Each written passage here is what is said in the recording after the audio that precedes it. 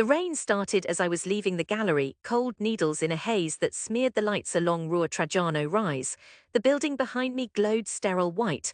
Laughter and glasses clinking echoed from inside, muffled by glass that kept people in and ambition out. I pulled my coat tighter. My dance proposals, scribbled over months and stitched with bare nerves, lay folded in my satchel, rejected again.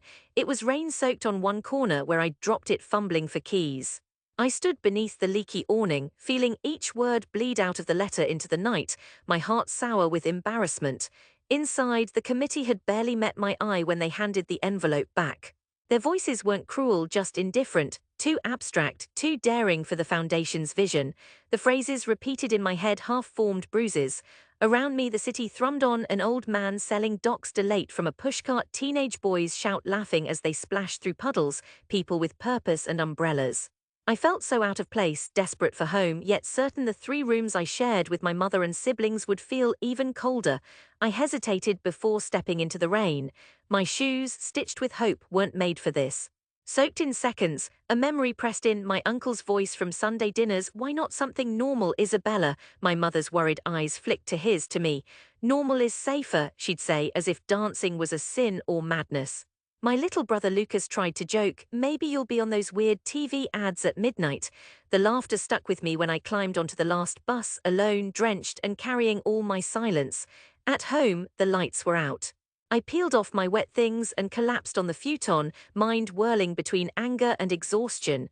I stared at the ceiling, tracing the cracks above the lamp with my finger. I felt each jeer, each mocking smile hidden behind polite words at church, at the corner bakery, at every gathering where I was Isabella with the dreams. It was more than ambition now, it was defiance, coiled and sharp-edged in my chest. The next morning, everything was routine. Lucas banged pots for breakfast. My mother hummed as she ironed her uniform. I sat at the kitchen table, flipping the rejection letter, half hoping it had changed overnight. My uncle's voice arrived before he did, the sound of his cane tapping up the steps. "Did you get the answer?" he asked, settling heavily by the window. My mother avoided my eyes. "I did," I managed softly. He waited, eyebrows raised. I could have lied, but what was the point? "They said no," I whispered, "not the style they want." He grunted as if that was expected. "Maybe you should teach at the gym with your cousin, good money, safe." I set my jaw. "I'll keep trying."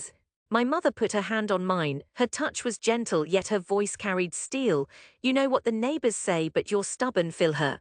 I nodded, and in that moment the quiet resolve inside me hardened.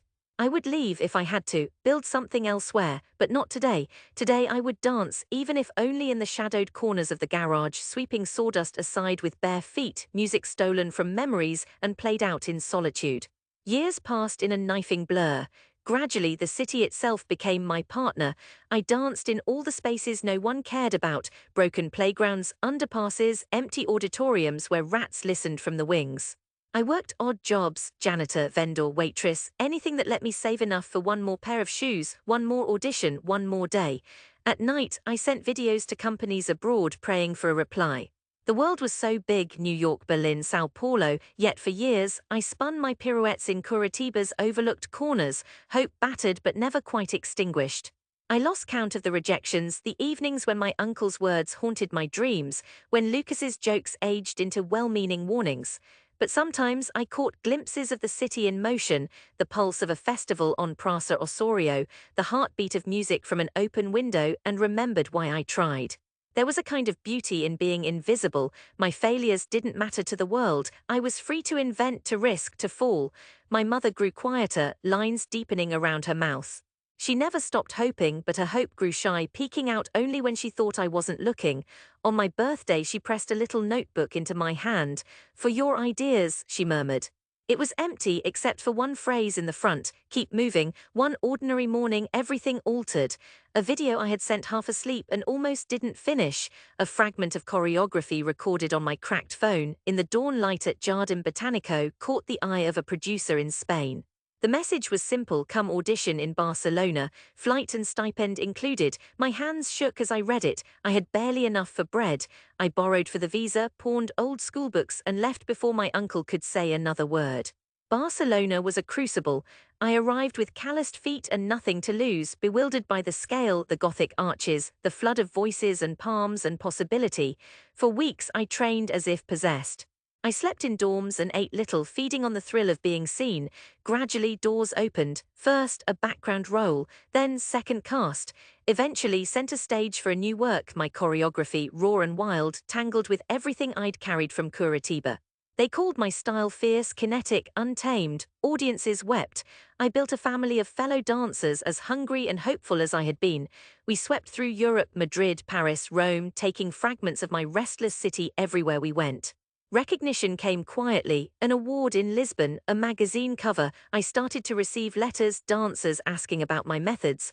My heart still skipped when I read them. Even as the world stretched wide, part of me ached for home. The taste of pau de cuello, the hiss of summer cicadas, my mother's voice on patchy calls. I sent videos, gifts, money. My uncle never replied. Lucas's messages were apologies laced with pride. After 6 years, the letter arrived, an invitation to choreograph a festival piece back in Curitiba for the grand opening of a new cultural center. They wanted me not simply as a dancer, but as a creator, a name. My hands trembled not from fear but disbelief. I said yes before I could think. My mother's voice on the phone crumbled with joy. "They finally see you," she whispered. The flight home felt unreal. The city from above looked the same, patchwork roofs, tangled streets, the distant flicker of rain. The airport, smaller than I remembered, felt like a shrine to old wishes. My mother's arms were tight around me, Lucas taller than before, grinning with awe. My uncle waited in the background, cane in hand, wary. The sky pressed low with thunderclouds. Rain began as we stepped outside, soft and persistent. Old ghosts in the air. The festival was a week away. The cultural center was luminous with possibilities, pale wood, glass walls streaked by the rain, a stage wide as any I'd seen in Europe. The first rehearsal was chaos, local dancers from every suburb, some raw and awkward, others brimming with unconcealed excitement. I greeted them one by one, hands warm, feeling the old nerves melt away. During those days, I lived 2 lives. In the daytime, I drew shapes in the air, teaching dancers to move not just with muscle but with memory. At night, I returned to our apartment, smaller than I recalled, filled with fresh flowers for my homecoming. My mother hovered at the stove, Lucas talked endlessly, and even my uncle seemed softer, stories dissolving in the late hours. Yet outside I heard the whispers, "She's back. Did you hear what she does? Still dancing, and now as a boss." Some voices warm, others edged with doubt or barely disguised amusement.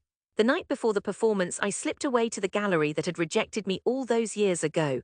It was unchanged, a stubborn pillar against time and weather. I stood outside, the rain a gentle mist now, a light flickered inside. The director, older, saw me through the glass and came to the door. Recognition flickered in his eyes. "You're Isabella, aren't you?" he asked, unsure. I nodded. He hesitated, searching for words. "I saw the posters.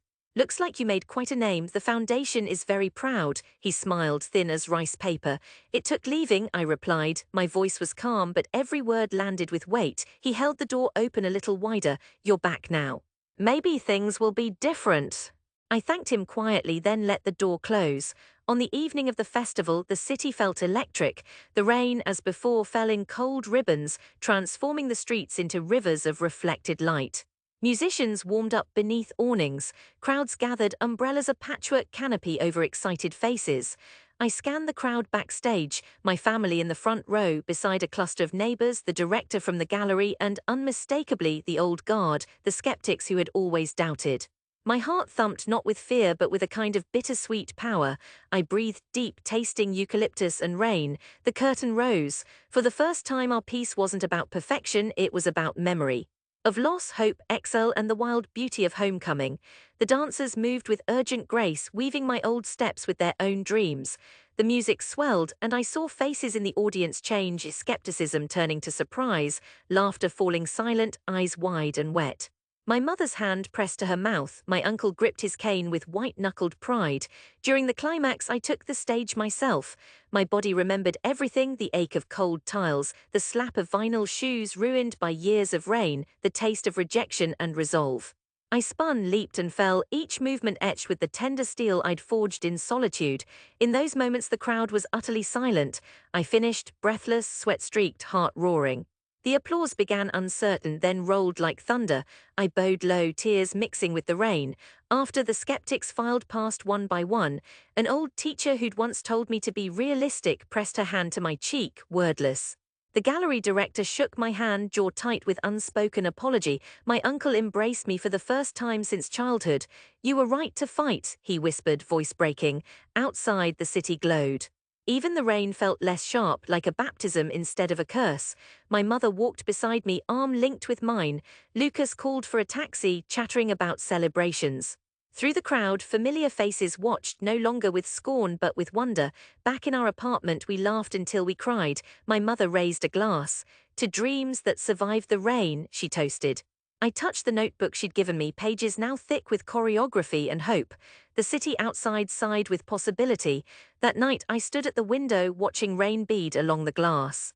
Curitiba wasn't just the place where I'd failed or fled. It was home, the only stage I ever truly needed. And in the hush before sleep claimed me, I felt it, a steady, quiet joy. I had returned unbroken.